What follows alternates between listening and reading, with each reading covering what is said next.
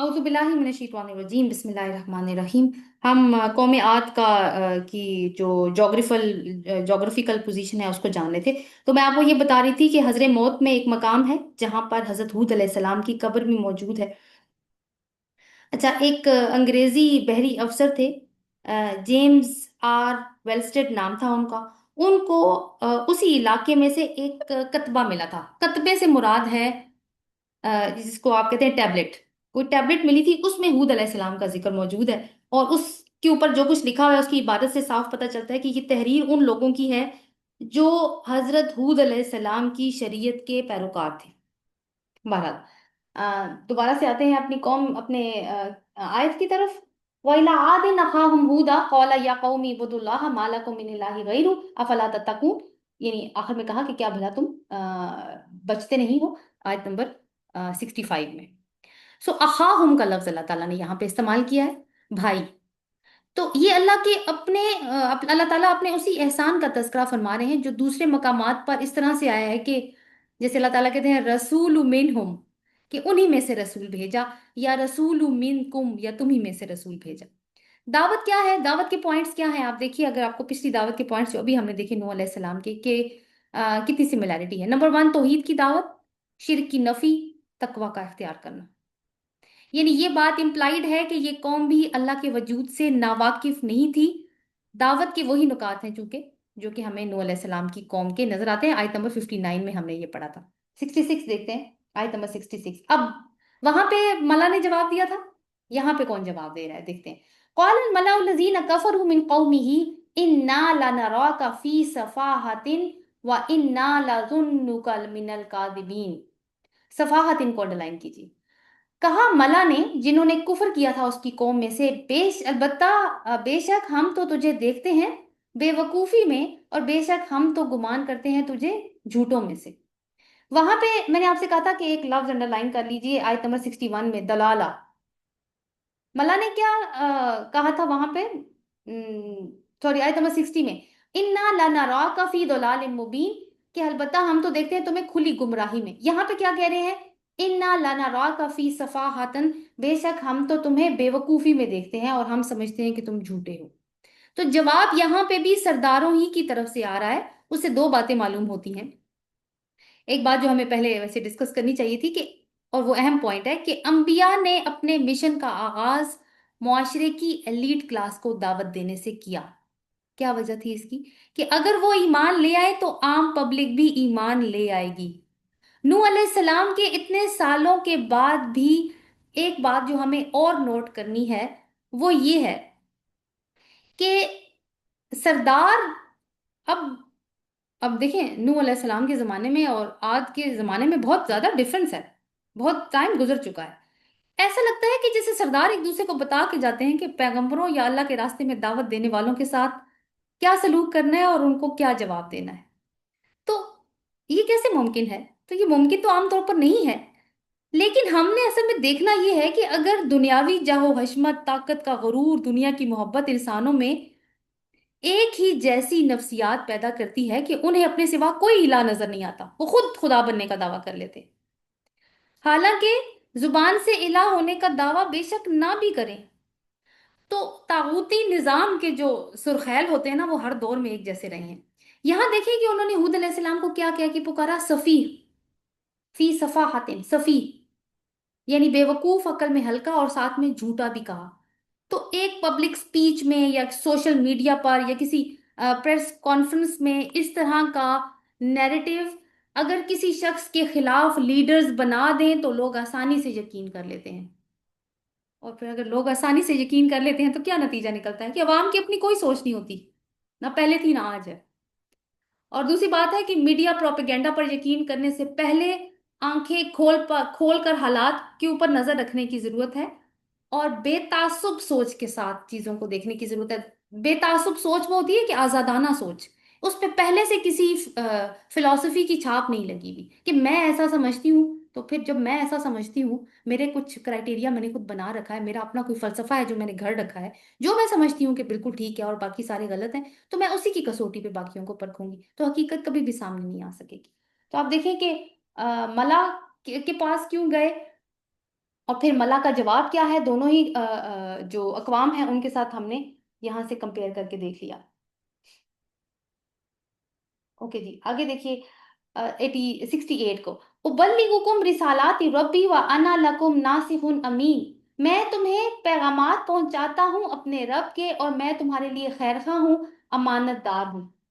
اب دیکھیے آیت نمبر 62 کو پیچھے، ابلغکم رسالات ربی و انصح لکم، ایک ہی جیسی بات ہے، یہاں پہ جو لفظ استعمال ہوا ہے وہ کیا ہے، ناصح امین، اور وہاں پہ ایک الگ سے بات تھی وہ عالم من اللہ ما لا تعلمون، تو آپ دیکھیے کہ کتنی سملیرٹی ہے کہ میں تمہیں پیغامات پہنچاتا ہوں، تو تقریباً الفاظ وہی ہیں جو نوح علیہ السلام نے جواب میں کہے تھے، انہوں نے اپنی قوم کو مخاطب کیا ہے، انہوں نے بھی اپنی قوم کو مخاطب کیا، یعنی سردار اگر نہ مانے تو پھر قوم کی طرف یعنی عام پبلک کی طرف متوجہ ہوئے، اور ان کو بتایا کہ وہ کوئی بے وقوف آدمی نہیں ہے، قوم میں آنے والا رسول اپنی قوم میں پڑا پلا بڑا ہوتا ہے، لوگ اس کے کردار اور صفات کو ویسے بھی اچھی طرح سے جانتے ہیں، اور رسول جو اللہ کی طرف سے ہوتا ہے وہ ویسے ہی بے وقوف نہیں ہو سکتا، اور پھر بتایا کہ وہ رب العالمین کی طرف سے منصب رسالت پر فائز کیے گئے ہیں اور اپنی ڈیوٹی نبھا رہے ہیں۔ اب کیا ہے کہ اصل میں جو جو جو چیز کرنی ہے نا، وہ کرنا کیا ہے، ڈومینیشن حاصل کرنا، جو حق کے پیروکار ہیں ان کو ڈومینیشن حاصل کرنے کی ضرورت ہوتی ہے۔ دیکھیے کسی بھی طاغوتی نظام کو ہٹانا ہو تو صرف زبانی جمع خرچ سے کام نہیں بنتا، چونکہ وہ نظام اپنی جڑیں مضبوط کر چکا ہوتا ہے، اس کو ہٹانے کے لیے ہم پلہ فورس کی ضرورت پڑتی ہے، یہی قانون قدرت ہے، جتنا بڑا پرانا درخت ہوگا اس کو جڑوں سے اکھاڑنے کے لیے، بہت جڑوں سے اکھاڑنے کے لیے، کاٹنے کے لیے نہیں، جڑ سے اکھاڑنے کے لیے بہت زیادہ طاقت چاہیے۔ تو رسولوں نے یہ کوشش کی ہے کہ پہلے سرداروں کو دعوت دیں، جیسے نوح علیہ السلام اور ہود علیہ السلام کے کیسز میں ہم دیکھ رہے ہیں، موسیٰ علیہ السلام کو بھی ڈائریکٹ اللہ تعالیٰ نے کہا تھا کہ اذهبا الی فرعون انہ کان طغی، کہ جاؤ فرعون کے پاس جاؤ، وہ سرکش ہو گیا ہے۔ اور رسول اللہ صلی اللہ علیہ وسلم نے بھی پہلے تو 3 سال خاموش دعوت چلتی رہی نا، لیکن جب اللہ تعالیٰ نے کہا کہ اب آپ اٹھیے اور انذار کیجیے، تو کس کو انذار کرنے کا کہا، عشیرتکم، اپنی فیملی کو، اور فیملی کون ہے، قریش، تو رسول صلی اللہ علیہ وسلم نے بھی اپنے قریشی خاندان کو پہلے بلایا تھا، کیونکہ قریش جو ہے وہ ڈومینیٹنگ ٹرائب ہے، اگر سردار یا ایلیٹ کلاس مان جائے تو بات بن جاتی ہے، اور وہ اسی صورت میں مانیں گے نا جب ان کے اپنے عقائد درست ہو جائیں گے اور ان کے اندر ایک ذہنی سطح پر تبدیلی آ جائے گی، جب ان کے اندر ذہنی سطح پہ تبدیلی آ جائے گی تو نظام بدل جائے گا، اور دنیا کی تاریخ بتاتی ہے کہ تبدیلی ایک چھوٹے سے گروہ سے ہی شروع ہوتی ہے، لیکن وہ چھوٹا گروہ سب سے پہلے اپنا عقیدہ یا جس کو کہتے ہیں اپنا ورلڈ ویو بدلتا ہے، اپنی آنکھوں سے وہ پرانی اینک ہٹاتا ہے جس سے وہ دنیا کو دیکھتا رہا تھا، اور اب وہ اینک لگاتا ہے جس سے اس کی حقیقت نظر آتی ہے، اور پھر اگر یہ اسٹریٹجی کام نہ کرے تو پھر عوام الناس کے اندر تبدیلی لانے کی کوشش کی جاتی ہے اور لوگوں کے اندر ذہنی انقلاب برپا کیا جاتا ہے، ان کو ایک جیسے کہ ان کو ایک کلیئر گول دیا جائے، کیوں تم دنیا میں آئے ہو، کیوں پیدا ہوئے ہو اس دنیا میں، کیا کرنے آئے ہو، پھر ان کو اللہ سے جوڑا جائے ایسے کہ پھر حالات جو بھی رخ اختیار کریں پھر لوگ پیچھے نہ ہٹیں، اور ایک پوری ٹیم تیار کرنا، اور دوسرے لفظوں میں کیا ہو سکتا ہے، ڈومینیشن حاصل کرنا، کیونکہ مقابلہ طاغوت کے ساتھ کرنا ہے، طاغوتی نظام گرا کے اللہ کا جھنڈا بلند کرنا ہے۔ آپ رسول اللہ صلی اللہ علیہ وسلم کی سیرت طیبہ دیکھ لیں، مکہ میں 12 سے 13 سال کیا ٹیم بلڈنگ کی، ان کو تیار کیا، ان کو بتایا تم کیوں آئے ہو اس دنیا میں، کیا مقصد ہے تمہارے آنے کا، جب وہ کلیئر ہو گئے ہیں بس اب اس کے بعد قریش مکہ نے کیا کیا نہیں حربے اختیار کیے ان کو ہٹانے کے لیے رائے حق سے، ہٹے ہیں وہ نہیں ہٹے، انہوں نے ہر طرح کی تکلیف برداشت کی ہے لیکن رسول صلی اللہ علیہ وسلم کا ساتھ نہیں چھوڑا۔ پھر جب ہجرت ہو گئی ہے، مدینہ چلے گئے ہیں رسول صلی اللہ علیہ وسلم اور اہل ایمان، اب مدینہ جا کے رسول اللہ صلی اللہ علیہ وسلم نے سوشل اسٹرینتھ بھی حاصل کی ہے، اکنامک اسٹرینتھ بھی حاصل کی ہے، پولیٹیکل اسٹرینتھ بھی حاصل کی ہے، پھر جا کے قریش کو چیلنج کیا ہے، پھر جا کے بدر ہوئی ہے، تو اسٹرینتھ حاصل کرنا مسلمانوں کے لیے ضروری ہے جب کبھی مسلمان اللہ کے نظام کو رائج کرنے کی کوشش کریں گے، اس لیے کہ طاغوتی نظام آرام سے اپنی جڑیں نہیں چھوڑتا۔ آگے دیکھتے ہیں آیت نمبر 68 کو، اچھا جی، یہ ہم نے کر لیا، ہاں اب وہ وہی والا جواب دے رہے ہیں جو آپ پہلے دیکھ چکے ہیں، قولا یا قومی لیسا بی صفاحتم ولکنی رسول من رب العالمین، 67 میں انہوں نے کہا اے میری قوم، مجھ میں کوئی بے وقوفی نہیں ہے لیکن میں تو رب العالمین کی طرف سے رسول آیا ہوں، تو وہ بھی اس میں بھی ہمیں وہ پچھلی آیت کی جھلک نظر آ رہی ہے کہ جو کہ ہم نے دیکھ لی جو نوح علیہ السلام نے جواب دیا تھا۔ اب آگے دیکھیے 68 میں تو کیا فرماتے ہیں، ابلغکم رسالاتی ربی وانا لکم ناصح امین، کہ میں تمہیں اللہ کے پیغامات پہنچاتا ہوں اور میں تمہارے لیے خیر خواہ ہوں، امانت دار ہوں۔ تو اس یعنی جو خیر خواہی کا جو تعلق ہے وہ تو رسول کے ساتھ جڑتا ہی جڑتا ہے۔ اور دوسری چیز جو جڑتی ہے وہ یہ ہے کہ امانت داری۔ امانت داری کیا ہوگی کہ جو اللہ کی طرف سے وحی آ گئی ہے اس میں کسی زیر زبر پیش کی مطلب تبدیلی کیے بغیر لوگوں کو پہنچانا ہے۔ حضرت جبریل علیہ السلام کو بھی جبریل امین اسی لیے کہا جاتا ہے کہ اللہ کی طرف سے جو وحی انہوں نے ریسیو کی بالکل اسی طرح سے ہم ہمارے نبی صلی اللہ علیہ وسلم کو سنائی۔ تو رسول نے آگے اس کو پہنچانا بھی اسی طرح سے ہے، لوگوں کو یہ پیغام سننا ناگوار گزرے تو بھی اس کو پہنچانا ہے، وہ رسول کا مذاق اڑائیں تو بھی پہنچانا ہے، اور چینج کوئی نہیں کر سکتے اس پیغام کے اندر۔ نیکسٹ دیکھیے، او عجب تم ان جاءکم ذکر من ربکم علی رجل منکم لینذرکم، کیا تمہیں یہ بات عجیب لگی کہ تمہارے پاس تمہارے رب کی طرف سے ایک نصیحت آ گئی ایک شخص کے اوپر جو تمہیں میں سے ہے، تاکہ وہ تمہیں انذار کرے، یا کہ مطلب ہے کہ تاکہ وہ تمہیں ڈرائے۔ تو یہ بالکل وہی حصہ ہے جو آیت نمبر 63 میں ہم پڑھ چکے ہیں، بغیر کسی تبدیلی کے یہ موجود ہے، تو اس پہ ہم ڈسکشن کر چکے ہیں۔ آگے دیکھیں اگلے حصے کو، وَاذْكُرُوا إِذْ جَعَلَكُمْ خُلَفَاءَ مِنْ بَعْدِ قَوْمِ نوح۔ اب کیا کہتے ہیں ہود علیہ السلام کہ یاد کرو جب اس نے تمہیں قوم نوح کے بعد خلیفہ بنایا تھا یا جانشین بنایا تھا۔ ہود علیہ السلام اتنی سی سٹیٹمنٹ میں اپنی قوم کو اللہ کا ایک احسان یاد کروا رہے ہیں اور ساتھ میں ایک وارننگ بھی دے رہے ہیں۔ احسان کیا ہے کہ قوم نوح کے بعد اللہ نے تمہیں زمین میں تمکن دیا، تمہیں اقتدار دیا، جیسے کسی زمانے میں قوم نوح کو دیا تھا۔ جس طرح کبھی ان کو خلیفہ بنایا تھا اسی طرح ان کے بعد اب تمہیں اللہ نے خلیفہ بنایا ہے۔ تو اس بات کے کنیکشن میں ایک اور آیت آپ کو یاد کرواتی ہوں۔ سورۃ البقرہ میں اللہ تعالیٰ نے فرمایا تھا 251، وَلَوْلَا دَفْعُ اللَّهِ النَّاسَ دفع اللہ الناس بعضهم ببعض لفسدت الارض ولکن اللہ ذو فضل علی العالمین، کہ اگر اللہ لوگوں کو بعض کے ذریعے نہ ہٹاتا تو زمین میں فساد پھیل جاتا، لیکن اللہ بہت فضل والا ہے تمام عالمین کے اوپر۔ تو یہاں پہ بھی یہی ہوا کہ قوم نوح کے بعد جب ان کو خلیفہ بنایا گیا تو انہوں نے بھی زمین میں فساد پیدا کیا، اور وہ فساد کیا تھا کہ انہوں نے بھی شرک ہی کیا۔ تو یہ بات تو اللہ تعالیٰ نے یاد کروائی ہے، حضرت ہود علیہ السلام نے عاد کو یاد کروائی ہے۔ دوسری بات جو انہوں نے وارننگ دی ہے وہ کیا ہے کہ جو قوم نوح نے رویہ رکھا تھا زمین پر فساد برپا کرنے کا اور اللہ کے عذاب کے مستحق ہو گئے تھے، تم بھی کہیں ایسے ہی نہ ہو جانا، ورنہ اللہ نے ان کو ہٹا دیا تھا اور تمہیں لے آئے تھے، اللہ تمہیں ہٹائے گا اور وہ کسی اور کو لے آئے گا۔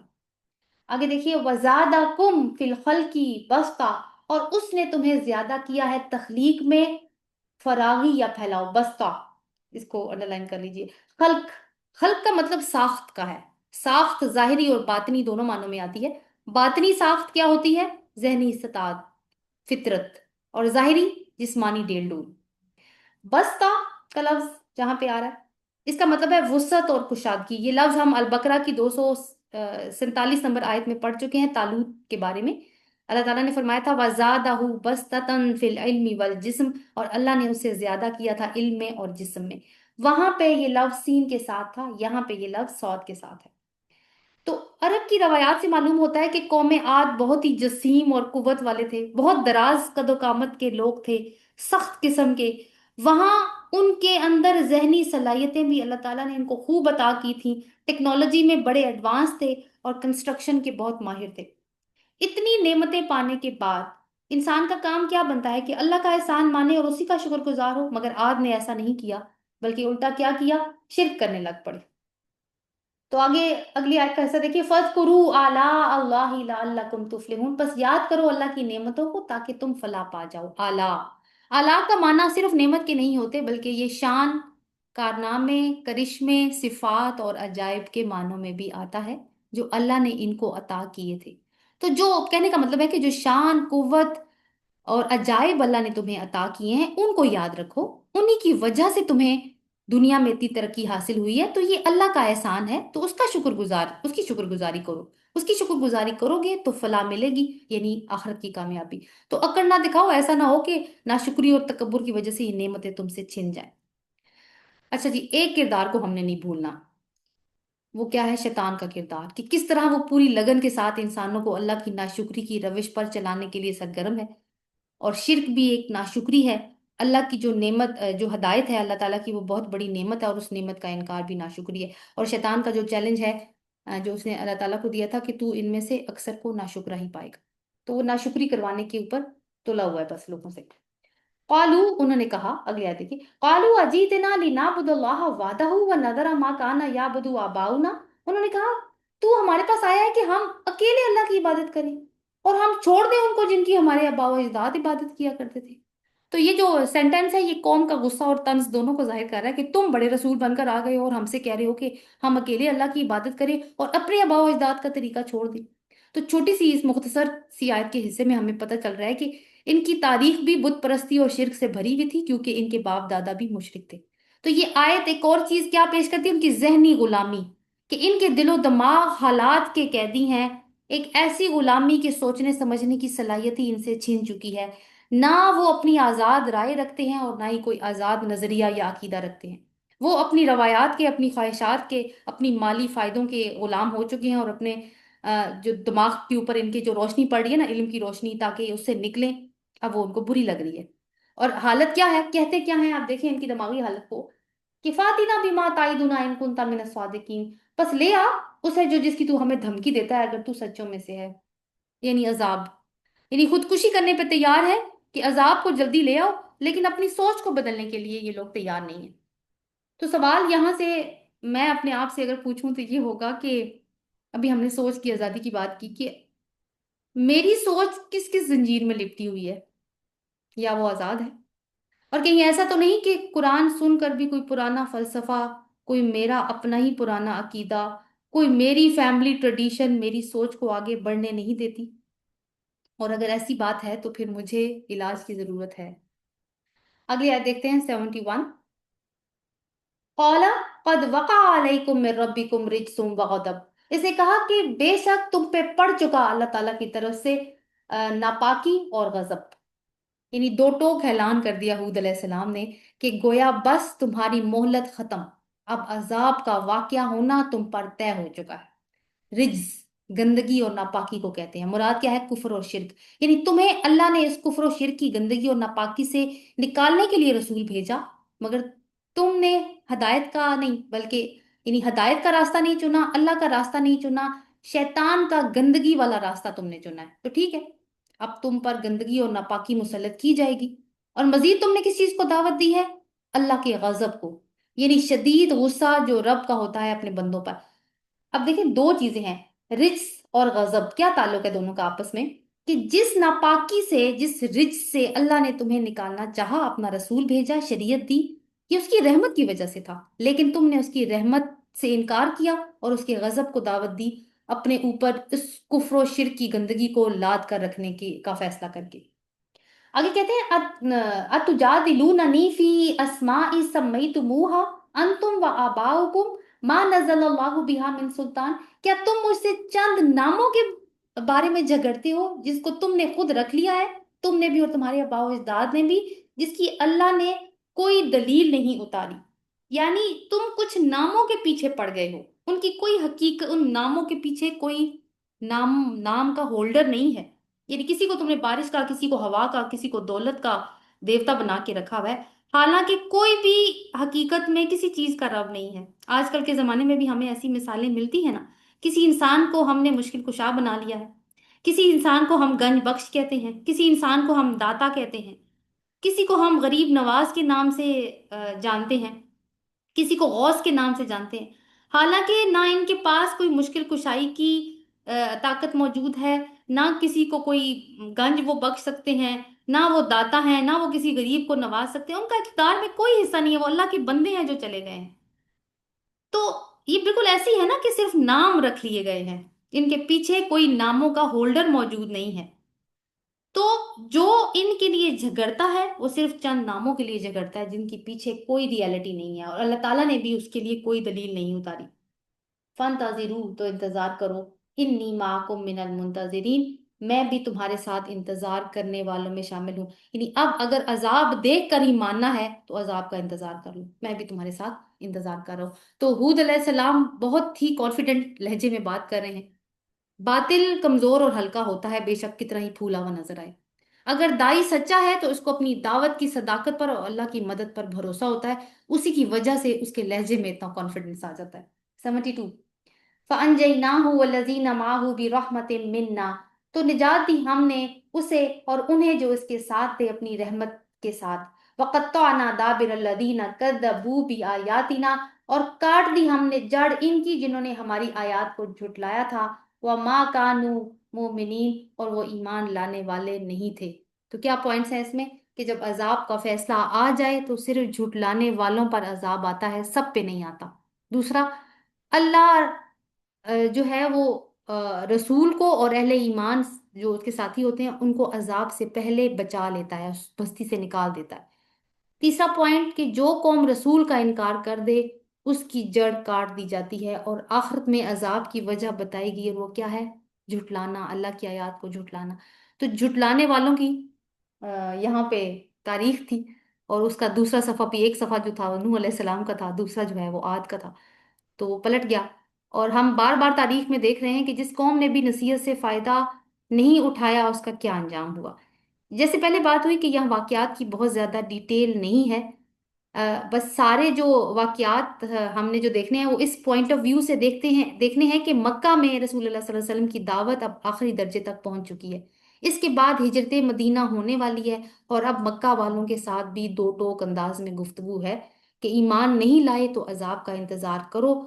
और वो अजाब हमें फिर सूरह अनफाल और सूरह तौबा में दिखाया जाएगा, जो इसके बाद इंशाल्लाह हम पढ़ेंगे। तो तारीख के अगले सफ़े पर किस कौम का जिक्र है ये हम इंशाल्लाह देखेंगे अगले हफ्ते। आज हम तारीख की इतनी ही सैर करेंगे, तो इंशाल्लाह बाकी का लेसन हम नेक्स्ट वीक पढ़ेंगे अल्लाह ताला की तौफीक से। सुबहानकल्लाह व बिहम्दिका, नशहदु ला इलाहा इल्ला अंता, नस्तगफिरुका व नतूबु इलैक। आमीन। अस्सलाम वालेकुम व रहमतुल्लाहि व बरकातहू।